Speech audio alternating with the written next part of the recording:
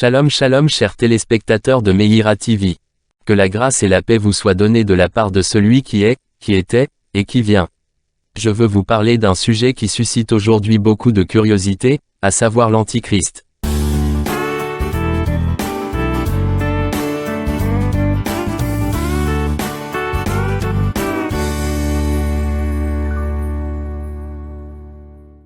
Qui est l'Antéchrist? Depuis quelques décennies, l'on se livre à beaucoup de spéculations sur l'identité de l'Antéchrist. Voici certains des candidats les plus populaires. Vladimir Poutine, Mahmoud Ahmadinejad, le prince William, Emmanuel Macron, et le pape actuel. Qui est donc l'Antichrist et comment le reconnaître? La Bible ne nous dit rien de précis concernant les origines de l'Antichrist. Beaucoup d'exégètes pensent qu'il sera issu d'une confédération de 10 nations ou d'un nouvel empire romain, Daniel 7, 24 à 25, Apocalypse 17, 7. D'autres estiment qu'il faudra forcément être juif pour pouvoir prétendre être le Messie. Mais ce ne sont que des suppositions, puisque la Bible ne nous dit pas clairement d'où il viendra, ni de quel peuple il sera issu. Un jour, il sera révélé. 2 Thessaloniciens 2, 3 à 4 nous dit à quoi nous le reconnaîtrons. Que personne ne vous séduise d'aucune manière, car il faut que l'apostasie soit arrivée auparavant, et qu'on ait vu paraître l'homme du péché, le fils de la perdition, l'adversaire qui s'élève au-dessus de tout ce qu'on appelle Dieu ou de ce qu'on adore, jusqu'à s'asseoir dans le temple de Dieu, se proclamant lui-même Dieu. La plupart de ceux qui assisteront à la révélation de l'Antichrist seront certainement surpris. L'Antichrist est peut-être déjà en vie, peut-être pas. Martin Luther était convaincu que le pape de son époque était l'Antéchrist. Pendant les années 40, beaucoup pensaient qu'il s'agissait d'Adolf Hitler. Au cours des siècles précédents, nombreux furent ceux qui étaient tout aussi convaincus de connaître son identité. Or, jusqu'à ce jour, ils se sont tous trompés. Nous devons donc arrêter de nous livrer à des conjectures, et regarder à ce que la Bible dit de l'Antichrist. Apocalypse chapitre 13 versets 5 à 8 déclare, « Il lui fut donné une bouche qui proférait des paroles arrogantes et des blasphèmes, et il lui fut donné le pouvoir d'agir pendant 42 mois. Et elle ouvrit sa bouche pour proférer des blasphèmes contre Dieu, pour blasphémer son nom, et son tabernacle, et ceux qui habitent dans le ciel. Et il lui fut donné de faire la guerre aux saints, et de les vaincre. Et il lui fut donné autorité sur toute tribu, tout peuple, toute langue, et toute nation. Et tous les habitants de la terre l'adoreront, ceux dont le nom n'a pas été écrit dès la fondation du monde dans le livre de vie de l'agneau qui a été immolé. »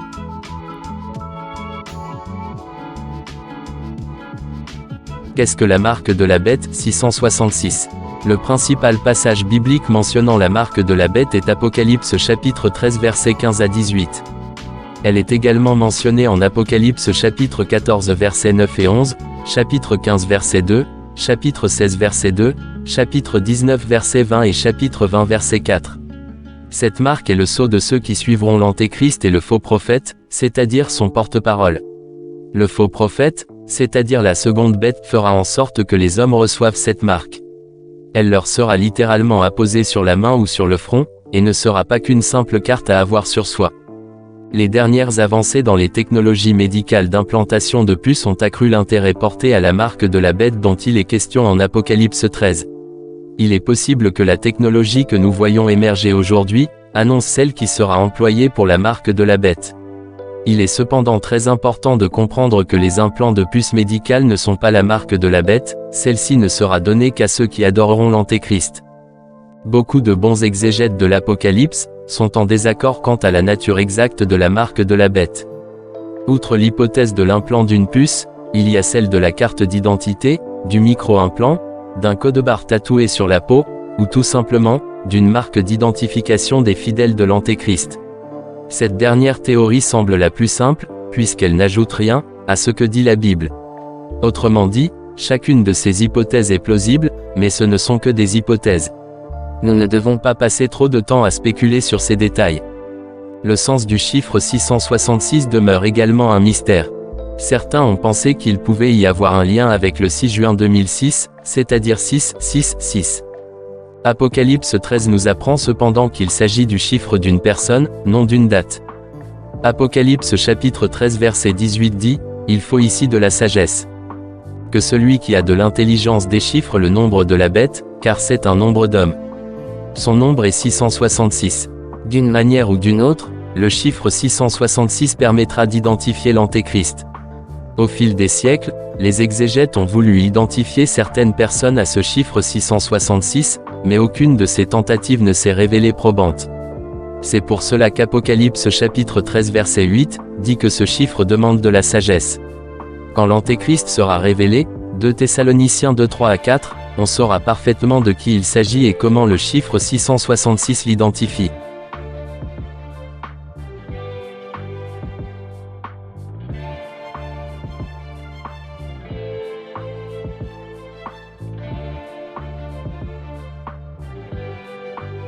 Qui est le faux prophète de la fin des temps? Le faux prophète de la fin des temps est décrit en Apocalypse chapitre 13 versets 11 à 15. Il est aussi appelé la deuxième bête, Apocalypse chapitre 16 verset 13, 19 verset 20, 20 verset 10. Il s'agit du troisième membre de la Trinité maléfique, avec l'Antéchrist et Satan, qui leur donne sa puissance. L'apôtre Jean le décrit et nous donne des indices permettant de l'identifier à son avènement. D'abord, il sortira de la terre, ce qui peut vouloir dire qu'il viendra tout droit de l'enfer, avec toute une armée de démons à ses ordres, ou encore qu'il sera issu d'un milieu modeste, et restera discret et inconnu jusqu'à sa manifestation au monde, à la droite de l'Antéchrist. Il est décrit avec des cornes comme celles d'un agneau et parlant comme un dragon.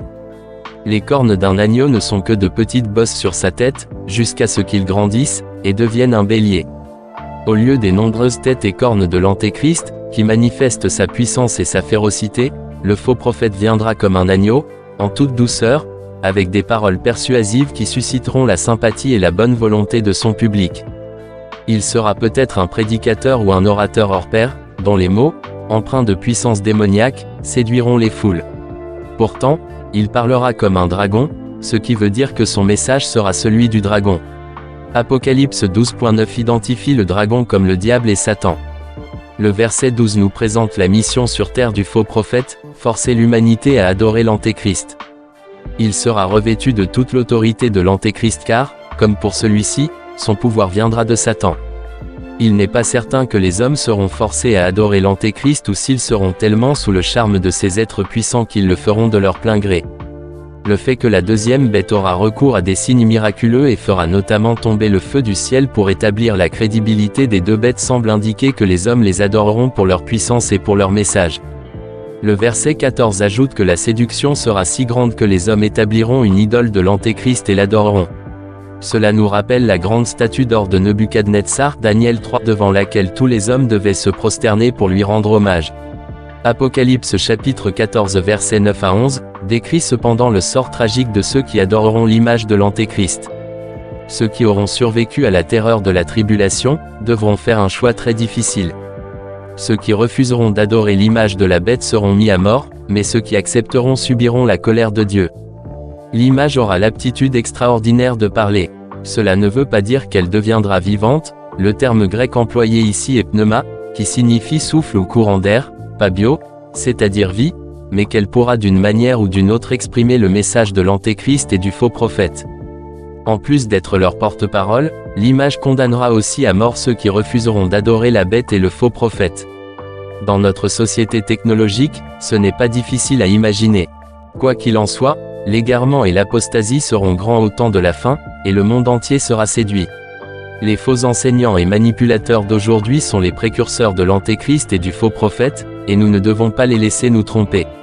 Ils sont nombreux et nous dirigent vers le règne satanique des temps de la fin. Nous devons annoncer fidèlement l'évangile du salut en Jésus-Christ, et sauver les âmes, de ce désastre, imminent.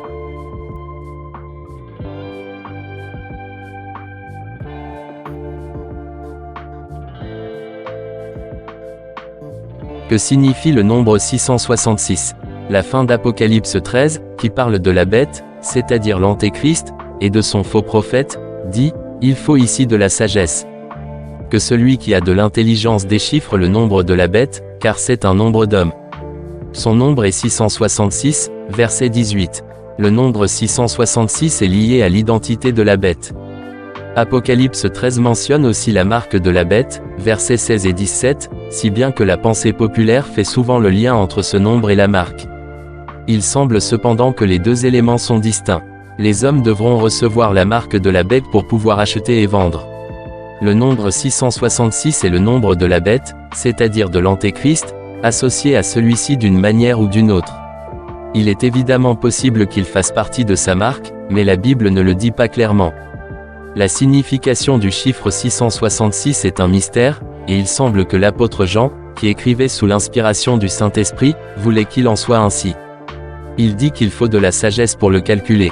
Certains se sont servis de la gématrie, une science consistant à attribuer une valeur numérique à chaque lettre d'un mot ou d'un nom, puis à calculer la somme de ces nombres, pour identifier l'Antéchrist à divers personnages historiques. Certaines cibles les plus populaires sont César Néron, Ronald Reagan, Mikhaïl Gorbatchev, et divers papes catholiques. Il est surprenant de voir jusqu'où on peut aller dans ce raisonnement. Avec un peu d'ingéniosité mathématique, on peut arriver à 666 avec n'importe quel nom. Il est intéressant de constater que certains manuscrits grecs de l'Apocalypse contiennent le chiffre 616, au lieu de 666. Les preuves manuscrites sont clairement en faveur de 666, mais l'alternative doit nous empêcher de nous précipiter sur nos calculettes. Le chiffre 666 permettra d'identifier la bête, mais leur rapport précis n'est pas le plus important en Apocalypse 13-18. Dans la Bible, le chiffre 7 fait souvent référence à Dieu et à sa perfection. Le 6 est considéré comme le chiffre de l'homme, créé le 6e jour et séparé de Dieu. La bête, ou l'Antéchrist, aspirera à être comme Dieu et prétendra même être Dieu, mais, comme le 6 est inférieur au 7, la bête ou l'Antéchrist, avec sa trinité de 6, échouera dans ses efforts visant à vaincre Dieu.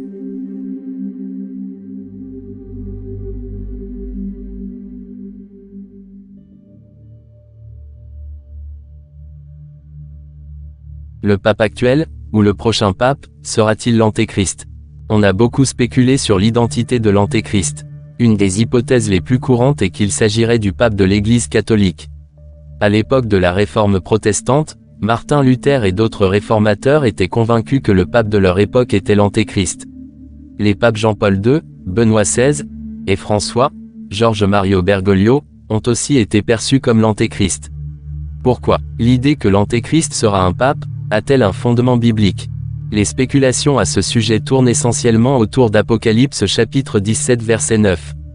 C'est ici qu'il faut une intelligence éclairée par la sagesse. Les 7 têtes sont 7 montagnes sur lesquelles la femme est assise. Ce passage décrit le système maléfique des temps de la fin par l'image d'une femme montée sur une bête. Dans l'Antiquité, la ville de Rome était connue sous le nom de ville aux 7 collines, à cause des 7 collines qui l'entourent. On comprend donc que ce verset fait référence à Rome. Or, si ce système maléfique est lié à Rome, on fait facilement le rapprochement avec l'Église catholique, basée dans cette ville. De nombreux passages bibliques décrivent un antéchrist qui mènera la révolte contre Christ au temps de la fin, Daniel 9, 27, 2 Thessaloniciens 2, 3 à 4, Apocalypse 13, 5 à 8. Donc, si le système mondial maléfique des temps de la fin est centré sur Rome, avec un individu à sa tête, le pape est un candidat plausible. Beaucoup d'exégètes pensent cependant que cette femme ne peut être l'Église catholique, et que les 7 collines ne peuvent faire référence à Rome. Ils mettent en avant le fait qu'Apocalypse 17 et 18 identifient clairement la femme montée sur la bête à Babylone. La Babylone antique était située près de la ville moderne de Bagdad. De plus, le verset 10 dit clairement que les 7 collines représentent 7 rois, dont 5 sont tombés, l'un règne, l'autre n'est pas encore venu. Il ne s'agit donc clairement pas de Rome, mais d'une référence aux 7 empires gouvernés par les 7 rois. Au moment de l'Apocalypse, 5 empires mondiaux, l'Égypte, la Syrie, Babylone, la Médo-Perse, et la Grèce, avaient déjà disparu.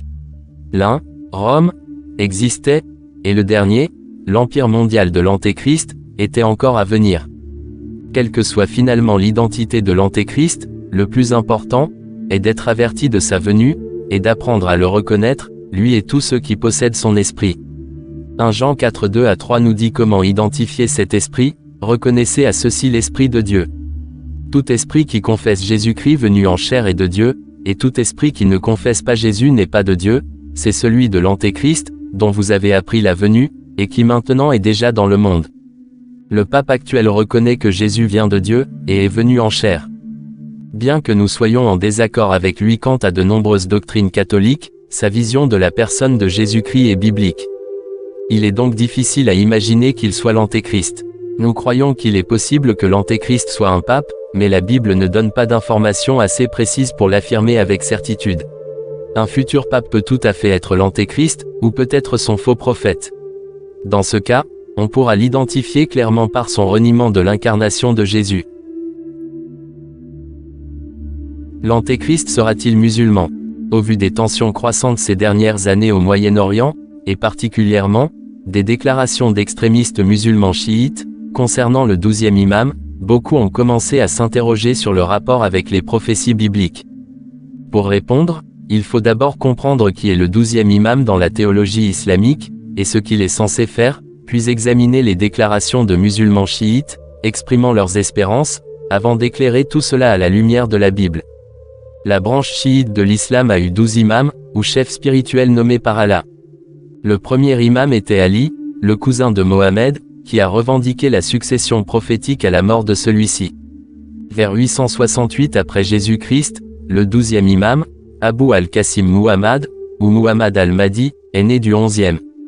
Étant donné que son père était gravement persécuté, le Mahdi a été caché pour le protéger. Vers l'âge de 6 ans, il est apparu brièvement à la mort de son père, avant de disparaître de nouveau. Depuis lors, on dit qu'il se cache dans les grottes et reviendra de manière surnaturelle juste avant le jour du jugement, pour éradiquer toute tyrannie et oppression et ramener la paix et l'harmonie sur la terre. Il est le sauveur du monde dans la théologie chiite. Un auteur décrit le Mahdi comme une personne parfaite, ayant à la fois la dignité de Moïse, la grâce de Jésus et la patience de Job. On peut noter une ressemblance frappante entre les prédictions concernant le 12e imam, et les prophéties bibliques de la fin des temps. D'après les prophéties islamiques, le retour du Mahdi sera précédé d'un certain nombre d'événements, qui surviendront au cours de 3 années de terrible chaos sur la terre entière, après quoi il régnera sur les Arabes et sur le monde pendant 7 ans. Son avènement sera accompagné de 2 résurrections, celle des justes et celle des injustes. D'après les enseignements chiites, Jésus acceptera sa domination et les 2 grandes branches de la famille d'Abraham seront réunies pour toujours.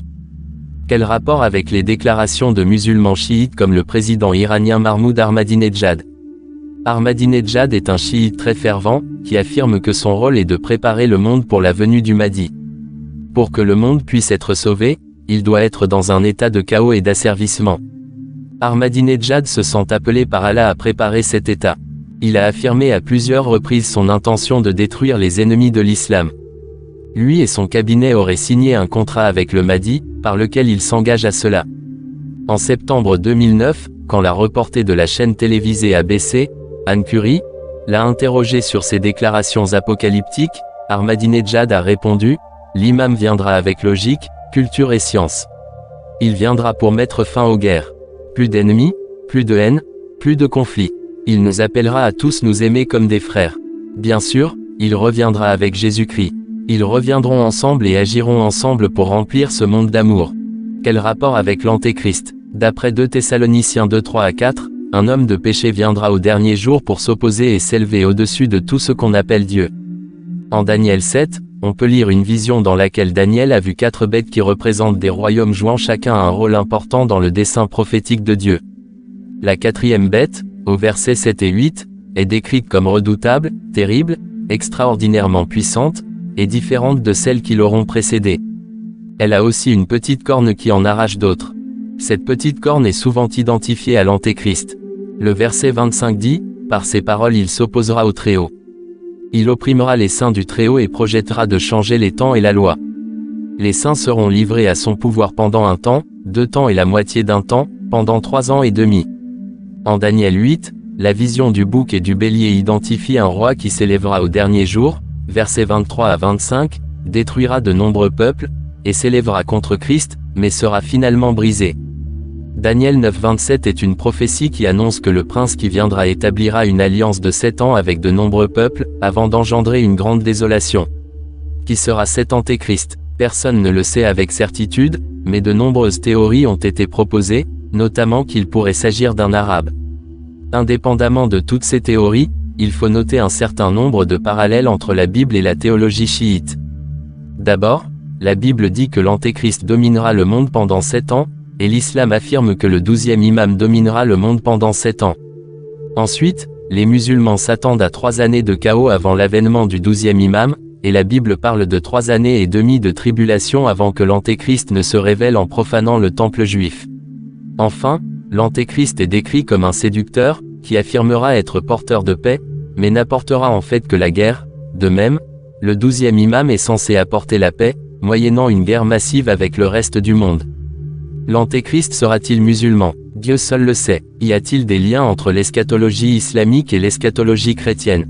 Il est clair qu'il semble y avoir des corrélations directes, qui donnent l'impression de lire le récit d'une grande bataille, d'abord du point de vue du perdant qui cherche à sauver la face, puis de celui du vainqueur. Jusqu'à ce que nous voyions ces choses s'accomplir, souvenons-nous de la première épître de Jean chapitre 4 versets 1 à 4. Bien-aimés, n'ajoutez pas foi à tout esprit, mais éprouvez les esprits, pour savoir s'ils sont de Dieu, car plusieurs faux prophètes sont venus dans le monde. Reconnaissez à ceci l'Esprit de Dieu, tout esprit qui confesse Jésus-Christ venu en chair est de Dieu, et tout esprit qui ne confesse pas Jésus n'est pas de Dieu, c'est celui de l'Antéchrist, dont vous avez appris la venue, et qui maintenant est déjà dans le monde. Vous, petits enfants, vous êtes de Dieu, et vous les avez vaincus, parce que celui qui est en vous, est plus grand que celui qui est dans le monde.